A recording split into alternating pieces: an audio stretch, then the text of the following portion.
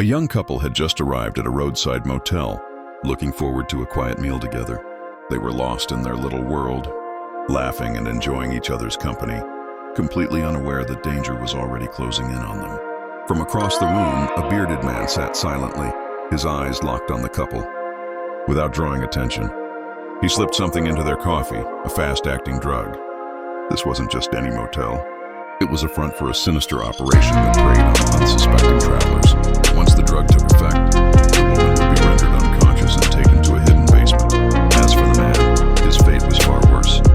He would be dragged to a deep pit and thrown inside, left to perish slowly, with no chance of escape. Meanwhile, the blonde girl who had already been imprisoned in a steel cage showed no sign of panic. She knew something the others didn't. The bearded guard who watched over her had long been captivated by her looks. She had a plan, and it involved turning the tables using her charm. With her stunning figure and confident presence, she easily caught the guard's attention. As he sat devouring a chicken leg, his desire got the better of him. Tempted beyond reason, he decided to let her out to play a little game. He unlocked her restraints, and the girl slowly walked toward him, lifting her shirt just enough to keep his eyes fixed on her. But while his attention was elsewhere, she quietly pulled out a hidden steel pin. In a flash, she drove it straight into his eye, leaving him screaming in pain. Back in the pit, something eerie was happening.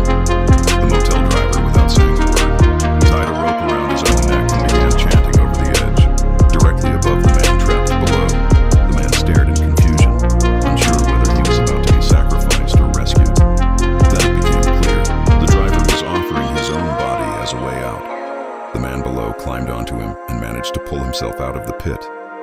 Without wasting a second, he rushed to find the blonde girl. He kicked down the basement door with all his strength and launched into a furious assault on the bearded attacker.